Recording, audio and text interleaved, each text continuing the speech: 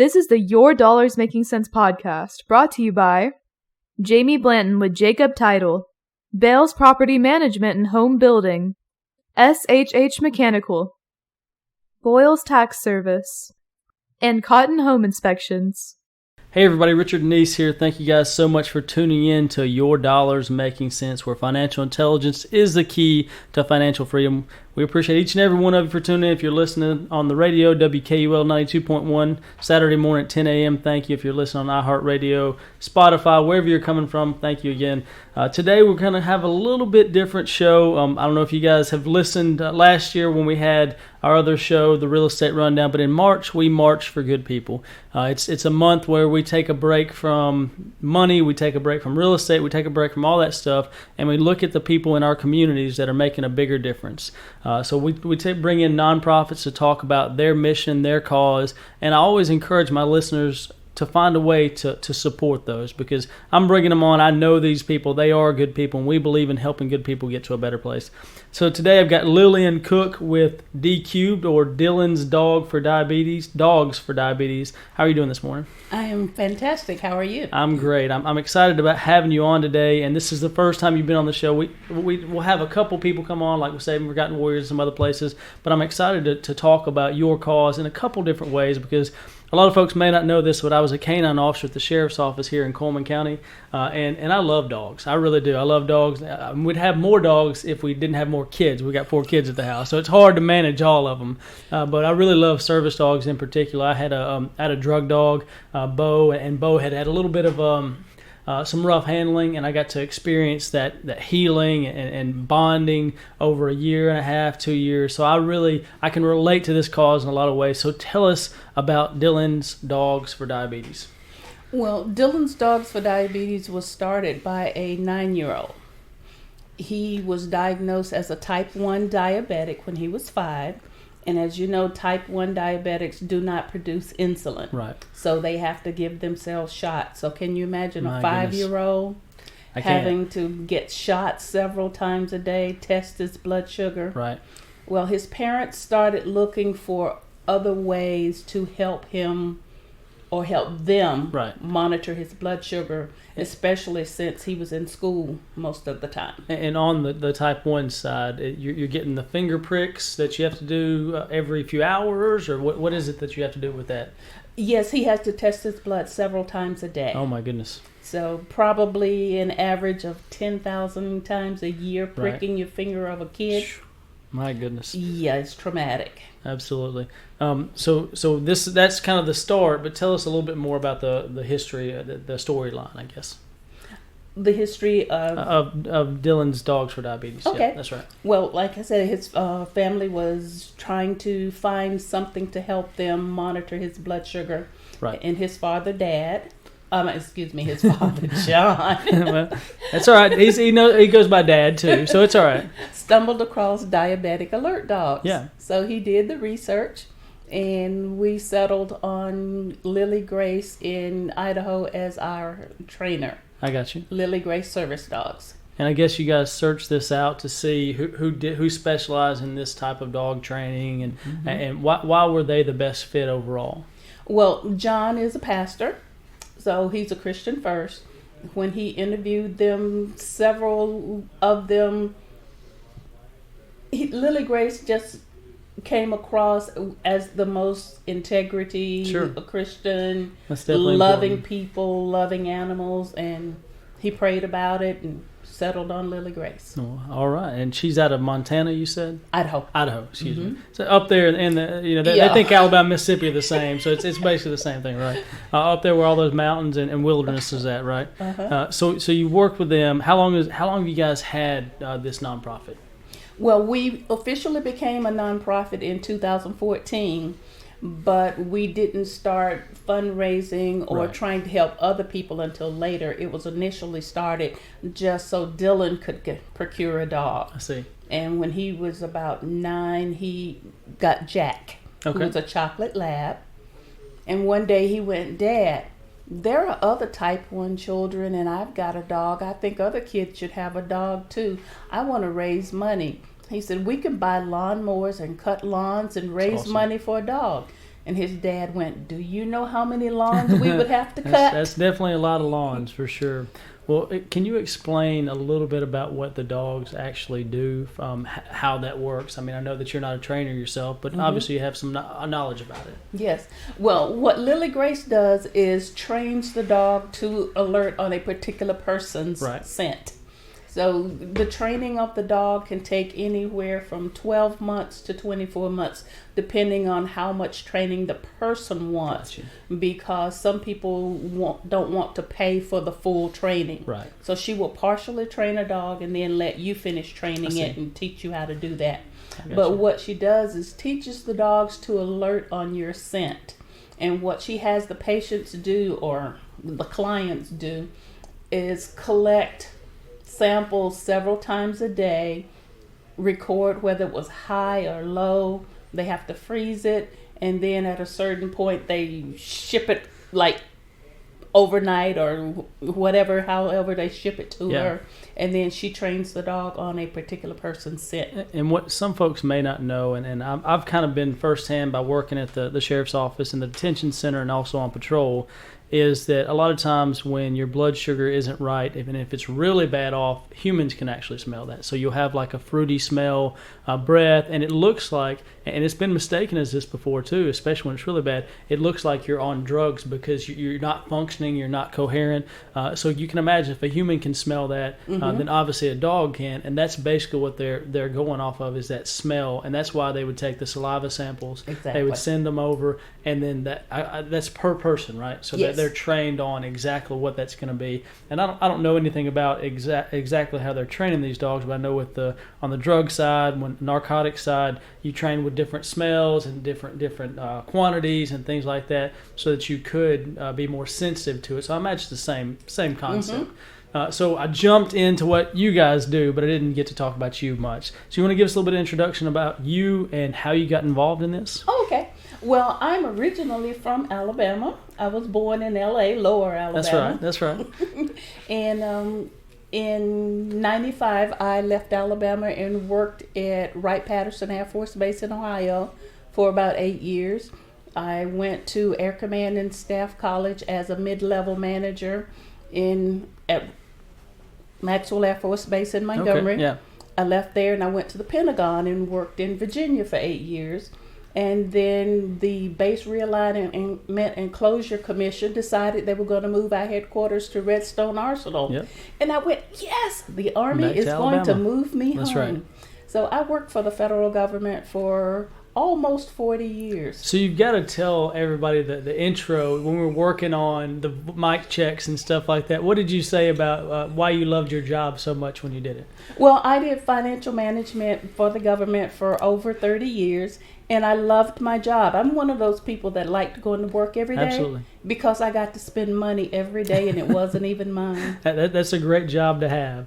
And I know that there's a lot to that. My mom works at Redstone Arsenal, and she works with several other folks that do the contracts and things like that. So that's very involved and very in-depth as far as what you guys do, and I appreciate the civil service that you've done, because a lot of people don't recognize that. And we're around veterans, we're around civil servants all the time, because we're in Huntsville, we're in North Alabama, we're in the South in general, so you have a lot of folks that give their time and energy and their life to our country. So I appreciate the time that you've spent making our soldiers and airmen and Marines more efficient and more effective, because it takes everybody. Yes, if it was just military men that were doing those jobs, we'd have to have a heck of a lot bigger military, and we wouldn't have the skill sets necessary. And I think that, I know we're kind of veering off course, but with the military, with the reserve forces, with National Guard, we all have different skill sets that make it work. If we were all infantry or all engineers, then we wouldn't be able to function the way that we function and be the greatest planet on the or greatest country on the earth. So we're going to go to a break right now. Real quick, I want to thank all my sponsors for Your Dollars Making Sense. We believe that financial intelligence is the key to financial freedom. We want to thank Christy Bowles of Bowles Tax and Bookkeeping Service. We want to thank Jamie Blanton with Jacob Title for sponsoring us, Chris Cotton with Cotton Home Inspections, Dale Bales with Bales Home Builders. All these folks make it possible for me to help you, for me to give you that baseline on financial intelligence, for me to introduce you to great causes like D-Cubed and Miss Lillian Cook. Thank you guys so much for sponsoring. Thank you for listening. We're going to come back on the other side and talk about how you can take action and why you should with D-Cube.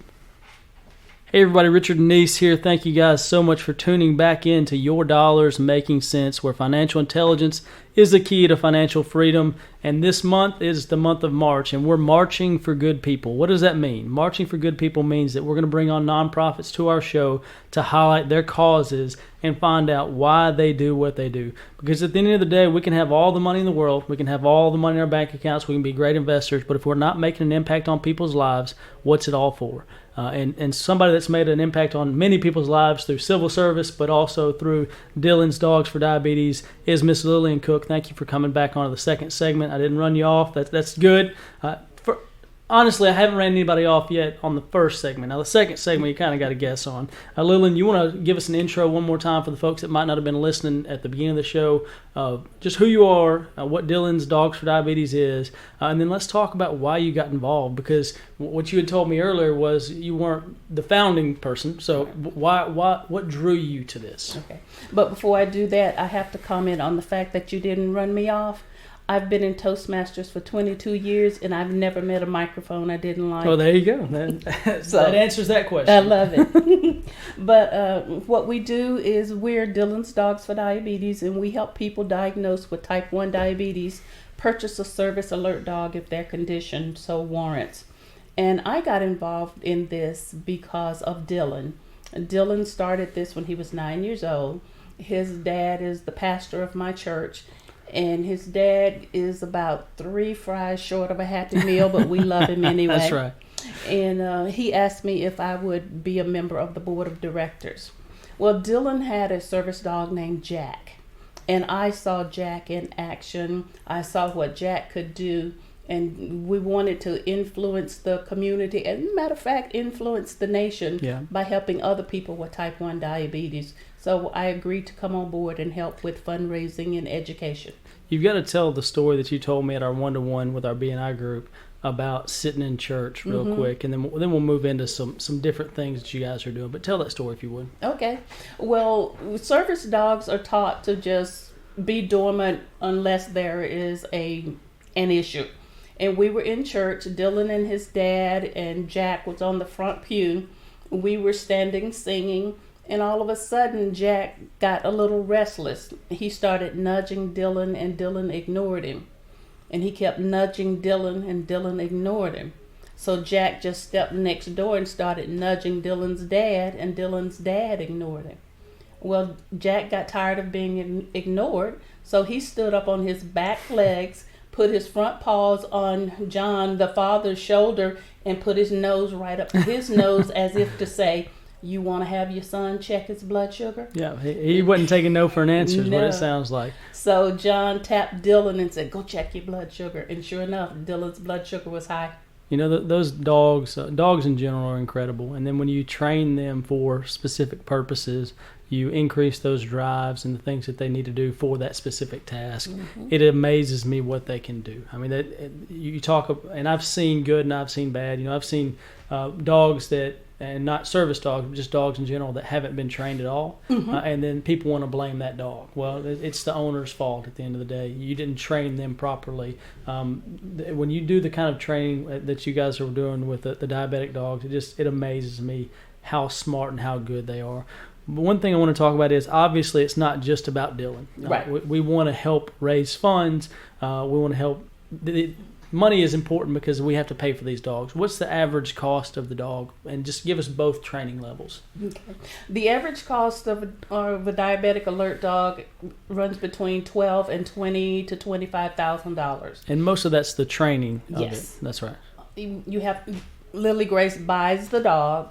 She pays all the vet bills for all the shots and everything.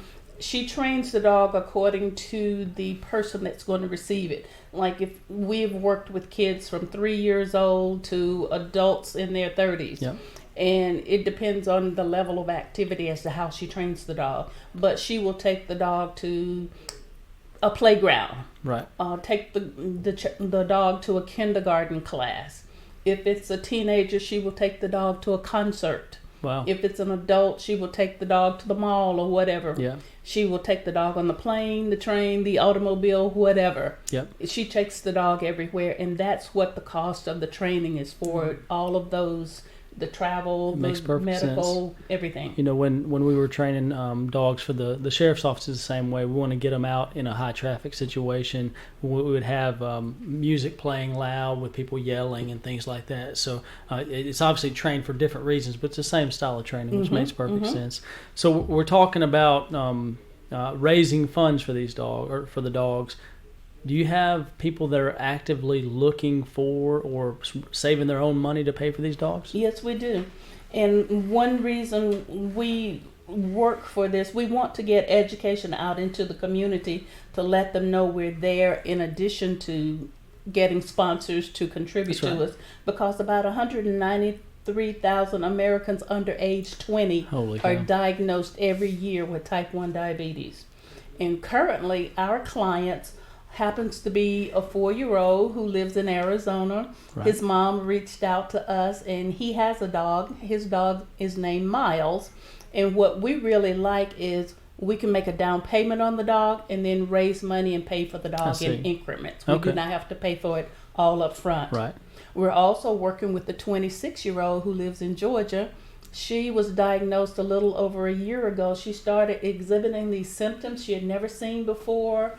She almost passed out, went to the doctor.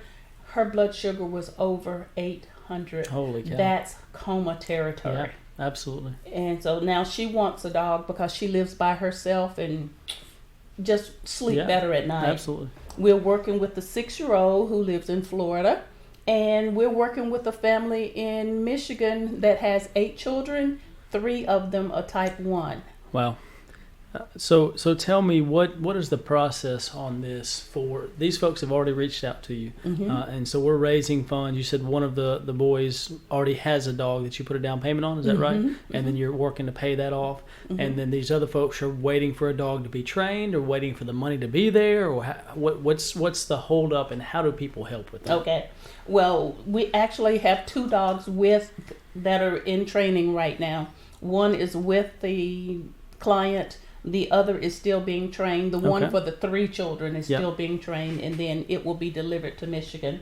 But the process is Lily Grace will pick out a puppy from a new litter and start training that dog for one of our clients. We do have a waiting list right now because we're just working with one trainer. Okay. However, we are interviewing other people so we can work with 2 or 3 trainers so people don't have to wait. Yeah, that makes perfect sense. If we have the funds, we definitely need to be able to get these dogs trained. And it's not something where I imagine you can't train 20 of these dogs at one time. It's going to be a much slower process. Correct. And that makes perfect sense. You want them trained properly because they are life-saving dogs. Yes, they are. And in addition, like I said, to training the dogs, to raising the funds, we want to help make the community aware of the fact that we are here.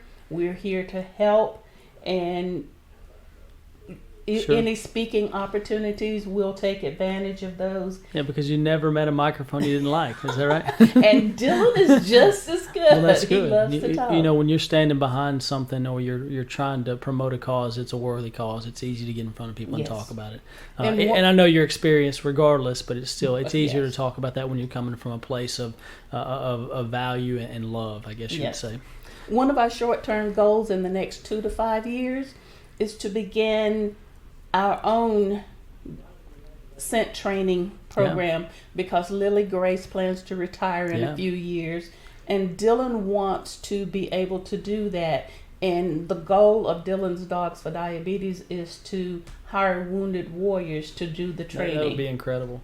You know, we've got I work with the Saving Forgotten Warriors, and Jeremy Hogan's going to be coming on at some point this month to be talking about that.